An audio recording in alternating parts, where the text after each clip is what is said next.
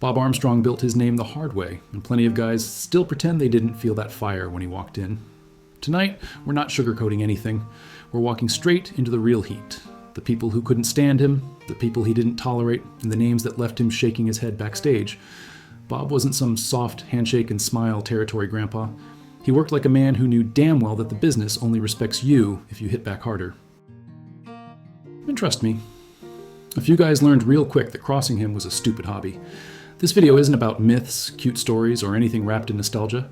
We're digging into the shoot interviews, the documented conflicts, and the receipts that show exactly who rubbed him the wrong way. Every name in this lineup earned their spot the real way, by causing legit friction with a man who didn't play games. So settle in, let's take a look at the real enemies of Bob Armstrong and the heat they left behind. Bob Armstrong didn't need drama or gimmicks to get respect. He built his name through consistency, toughness, and the kind of work ethic that made lazy wrestlers look like they were on lunch break. Long before he was a territorial fixture, he was a legit firefighter and a serious bodybuilder, showing he had discipline before he ever locked up with anyone. According to The Ringer and multiple Southeastern archives, Bob trained harder than most of his generation and treated wrestling like a profession, not a hobby. He earned a reputation as the guy you could rely on to deliver every single night. Bob's biggest achievements came through Georgia Championship Wrestling, Southeastern, Continental, and later World Championship Wrestling. He held the NWA Georgia Heavyweight Championship, the NWA Southeastern Championship, and a long list of regional belts that meant something when territories were the backbone of the business. He was pushed because he earned it, not because he schmoozed promoters. Even when he transitioned into roles like authority figure or mentor in SMW and TNA, fans still responded to him because his credibility was never in question. He also raised a wrestling dynasty. Scott Armstrong became a respected referee, Steve and Brad held territory success, and Road Dogg became one of the most famous talkers in WWE history. Bob didn't brag about it, he just appreciated that his sons worked. That's how he operated. No nonsense, no shortcuts. Behind the curtain, Bob had a reputation for being tough but fair. Veterans trusted him, rookies learned from him, and anyone trying to coast got a reminder that he didn't tolerate slackers. Wrestling interviews consistently painted him as a professional who expected the same from others. Bob Armstrong's achievements weren't flashy. They were earned, respected, and remembered by the people who mattered. Ron Fuller ran Southeastern and Continental like a king, guarding his lunch money. Bob Armstrong didn't hand over respect. Not for free. Fuller pushed favorites. Bob Armstrong pushed back harder. Every match became a statement. Southeastern veterans recall Armstrong walking in and forcing everyone to take him seriously. Fuller thought territorial politics could keep Bob Armstrong in line. Armstrong treated every match like a personal fight. Every slam, every suplex was a message. Politics didn't work. Discipline did. Promos weren't just TV. Armstrong made sure on-camera confrontations reflected real backstage frustration. The Tennessee stud attitude crashed into Armstrong's work ethic. The locker room buzzed. Armstrong didn't care about feelings. Armstrong cared about respect. Fuller learned control meant nothing if Armstrong refused to play. The heat simmered for years. Armstrong didn't chase cheap shots, but every match Fuller booked became a subtle middle finger. Ringer archives confirm Armstrong's reputation kept growing. Belts, fan respect, and proof that discipline beats politics. Armstrong and Fuller shared a professional relationship built on necessity, not trust. Armstrong always kept a sharp eye on Fuller's moves. Interviews show caution, respect, and zero compromise. The feud never exploded publicly, but tension burned quietly. Talent and discipline outlasted power and politics.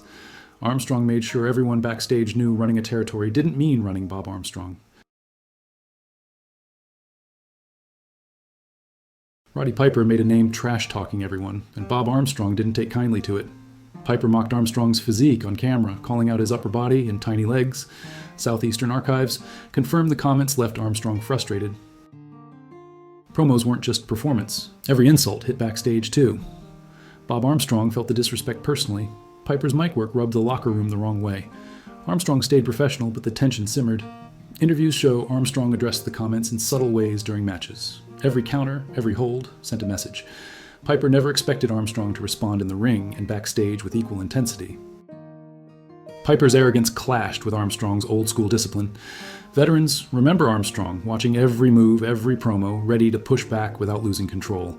The resentment wasn't loud. It was constant, quiet, and effective. By the end of their shared territory work, the locker room understood the dynamic. Piper could entertain, but Armstrong commanded respect. The feud left a mark, not in belts or titles, but in reputation. Piper learned that mocking discipline and consistency had consequences. Armstrong ensured that everyone backstage remembered it. Jim Cornette ran Southeastern and Continental like he owned the place, and Bob Armstrong refused to let favoritism dictate respect. Wrestling interviews confirm Armstrong confronted Cornette multiple times over booking decisions, making it clear that politics wouldn't intimidate him. Cornette pushed his favorites, trying to control the territory from behind the curtain. Armstrong delivered results nightly, letting performance speak louder than scheming. Pro Wrestling Stories archives show Armstrong earned every belt, every spotlight, without compromising integrity. Cornette expected compliance. Armstrong refused. Backstage, tension simmered quietly but visibly. Cornette's arrogance collided with Armstrong's old-school work ethic. Every match Armstrong worked became a subtle pushback. Every counter and hold reminded everyone in the locker room that talent earned respect, not Cornette's favoritism.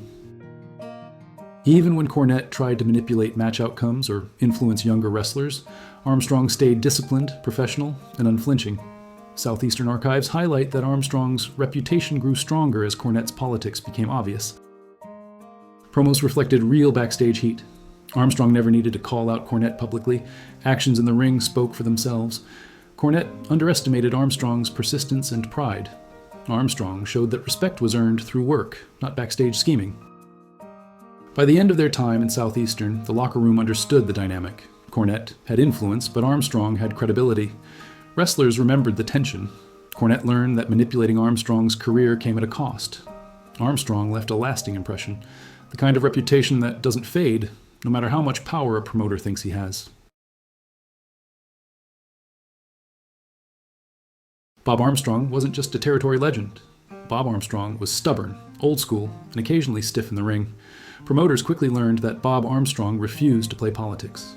Bob Armstrong's mic skills weren't flashy, and passive-aggressive tension backstage made certain wrestlers sweat.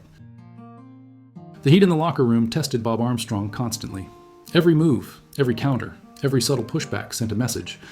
Bob Armstrong didn't forget. Bob Armstrong didn't forgive. Backstage and in the ring, Bob Armstrong demanded respect through work ethic, discipline, and toughness. Anyone underestimating Bob Armstrong quickly realized the cost of disrespect.